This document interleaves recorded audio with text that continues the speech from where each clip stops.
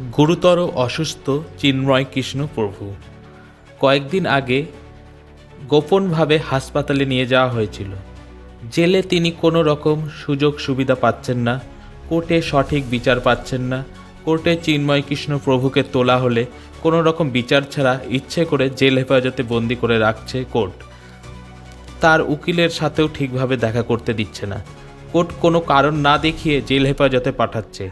বাংলাদেশের সম্মিলিত সনাতন জাগরণ মঞ্চের তরফ থেকে একথা জানানো হয়েছে।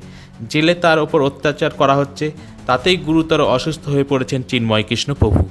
এ বিষয়ে আরও জানতে কলকাতা সমাচার চ্যানেলটি লাইক করুন, সাবস্ক্রাইব করুন ও বেল আইকনটি প্রেস করুন। ধন্যবাদ।